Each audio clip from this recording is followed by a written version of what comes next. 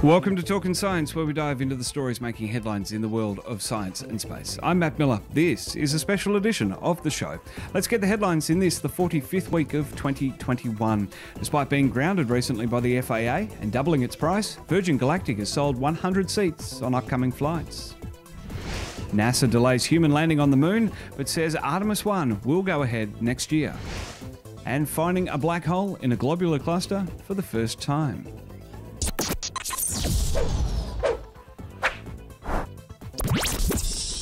This is Trekzone's Talkin Science.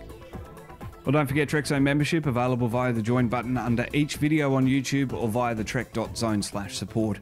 Plus Trekzone's on Twitter, Facebook, Instagram and your favourite podcast feed. Find us, like, follow and subscribe. Into the show. Russia even conducted a weapons test on Monday that threatened the International Space Station, according to NASA.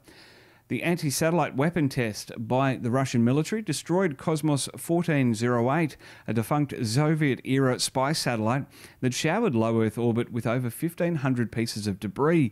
US Space Command, the Pentagon, NASA and the US State Department all condemned the test as reckless and dangerous, while Russia labelled the US response hypocritical and rejected claims of risk to the International Space Station and other orbiting craft. Nonetheless, the 4 American, 1 German and 2 Russian crew on board the station sheltered in their escape craft for 2 hours on the advice of Mission Control before the threat risk was downgraded. Coincidentally, a similar weapon test by China in 2007 created countless pieces of debris, one of which came dangerously close to the station just last week. There are currently 4 companies vying for the opportunity to deliver Australia's first sovereign satellite communication capability, the tender process of which will close in January 2022. The JP9102 project will showcase the quality of Australian space industry capability, and while the major contractor will be granted to an international defence company due to the size and complexity of the project, there is plenty of scope for local Australian businesses and industry to get involved. The Australian Department of Defence is looking to increase the resilience, agility and flexibility of Defence's military satellite communications capability with JP9102 because currently only hybrid satellites are available, Optus C1 and Intelsat 22 as prime examples. The defence industry has stated that it sees significant Australian industry opportunities in the systems software development, facilities construction, systems integration, system operators, sustainment and participation in the supply chain through manufacture and supply of subsystems and components.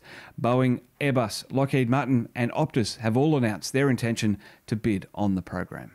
Well, in just the last few hours before recording this episode, Richard Branson has sold off another $300 million in Virgin Galactic stock to aid the mogul's travel and leisure businesses. The transaction sees 15.6 million shares, about 6% sold, leaving Branson with an 11.9% interest in the company. It comes just days after Virgin Galactic announced it had sold 100 seats on upcoming flights, despite doubling the ticket price. That now makes 700 passengers waiting to fly, not far off the 1,000 goal ahead of commercial operations commencing. All this announced at the third quarter earnings release earlier this week, following the Federal Aviation Administration temporarily grounding Virgin Galactic for pilot error mistakes, which saw vertical ascent warnings ignored and a navigation error allowing Unity 22 to veer outside of controlled airspace during the first flight in July. However, the investigation concluded and Virgin Galactic was permitted to resume flight operations in mid-September. Astronomers have spotted a small black hole beyond the Milky Way in a history-making discovery. Using the European Southern Observatory's Very Large Telescope, researchers gazed at NGC 1850, a cluster nestled in the neighbouring Large Magellanic Cloud. Watching thousands of stellar movements, the team honed in on one star, about 5 times the mass of our Sun. Subtle blips gave away the telltale sign of gravitational exertion from a black hole. Incredibly though, that black hole itself is only 11 times the mass of our Sun, and the star cluster is 100 million years old, pretty much an infant by cosmic standards. This makes it the youngest black hole ever to be discovered. In a press conference earlier this week, NASA has announced it's delayed the first crewed mission to the lunar surface by around 12 months. NASA Administrator Bill Nelson saying the Trump administration's target of 2024 wasn't grounded in technical feasibility. However, it's still earlier than the original 2028 window after the push by the former president in 2017. Artemis 1, the uncrewed first flight of the Space Launch System's rocket and Orion capsule, will still be going ahead in the US spring next year, with crewed Artemis 2 around May 2024 and Artemis 3, the landing, the following year. While technical feasibility was the primary delay factor, NASA also attributed Blue Origin's protest and lawsuit earlier this year as another contributing factor, draining around 7 months of work at SpaceX, who were awarded the lunar lander contract. A federal court ruling last week ended the stoppage, with Blue Origin losing the suit. Nelson provided context around the push to return to the moon, with China's giant leaps forward in their space program seen as an aggressive push to one-up the Americans. Well, speaking of China, they're planning an ambitious Martian sample return with Tianwen-2 launching as early as 2028, with samples returned 2 years later. Earlier statements on the mission suggested using a single future Long March 9 Super Heavy lift rocket. However, the mission will now likely use the current generation Long March 3B and Long March 5 vehicles. This works as competition for NASA and the European Space Agency, who are already collaborating on a Mars sample return mission. The Perseverance rover touching down on Mars in February and in September started collecting samples from Jezero crater. However, there is currently no way to return those samples to Earth. China's track record of sample return missions can be seen with Chang'e 5 last November, taking just over 3 weeks to return lunar samples to Earth.